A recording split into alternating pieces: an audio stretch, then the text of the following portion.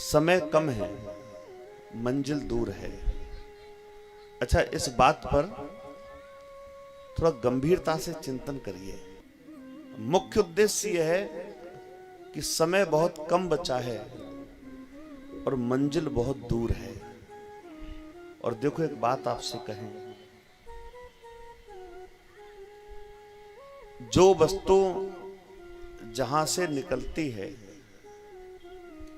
उसका ध्यान उस ओर अगर नहीं रहता तो फिर उसको भटकना पड़ता है। बहुत गंभीरता से आप सुने। जो वस्तु जहां से निकलती है यदि उसका ध्यान उस ओर न रहे तो फिर उसको भटकना पड़ता है। एक दो बिंदु मैं आपके सामने रखता हूं। जैसे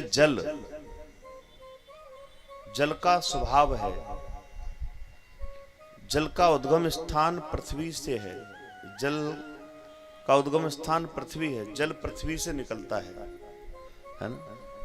अब आप ऐसे समझ लो कि जल को आप चाहे जैसा फेंकना, दाएं फेंकना, बाएं फेंकना, ऊपर फेंकना, लेकिन उसका ध्यान जो है वो पृथ्वी की ओर रहता है। बीच में पंडाल लगा दो तो साइड से आ जाएगा, लेकिन आएगा नीचे ही। छाता भी तान दो तो छाता के ऊपर से भी फिर वो नीचे ही आएगा, क्योंकि उसका ध्यान अपने पृथ्वी की ओर रहता है, क्योंकि जल का उद्गम स्थान पृथ्वी है। इसी तरह से अग्नि का उद्गम स्थान सूर्य है।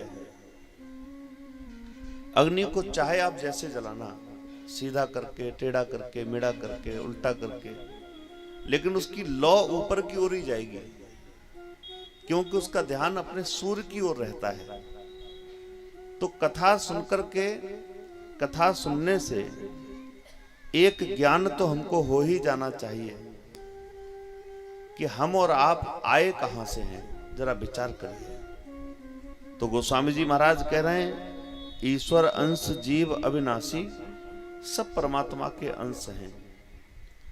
तो अग्नि अपने स्वभाव को नहीं छोड़ती, जल अपने स्वभाव को नहीं छोड़ता, शेर, किसी भी जीव जंतु को आप ले लो, वो अपने स्वभाव को नहीं छोड़ता, है ना। प्राकृतिक किसी भी वस्तु को आप ले लो, अपने स्वभाव को नहीं छोड़ेगा।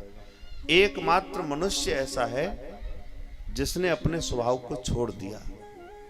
अगर हम परमात्मा के अंश हैं तो फिर हमारा आपका ध्यान भी उस परमात्मा की ओर होना चाहिए। और मनुष्य शरीर पाने के बाद सबसे सहज बात क्या है, सबसे सरल बात क्या है? यही तो है कि हम एकमात्र मनुष्य ऐसा है इतनी 84 लाख योनियों में जो बिल्कुल सीधा 90 डिग्री पर खड़ा होता है। इसके अलावा कोई भी जीव जंतु खड़ा नहीं होता। तो इस मनुष्य शरीर पाने के बाद उद्देश्य क्या होना चाहिए? उद्देश्य यही रहे कि हम कहीं भी रहें, कुछ भी करें, कैसे भी करें, लेकिन हमारा ध्यान वो परमात्मा की ओर होना चाहिए। अगर नहीं हुआ तो भटकना पड़ेगा।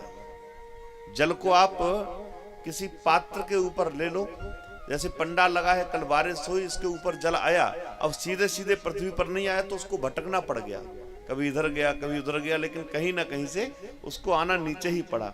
इसी तरह से अगर हमारा आपका ध्यान भी उस परमपिता परमात्मा की ओर नहीं रहा तो आप निश्चित मानिए कि भटकना ही पड़ेगा।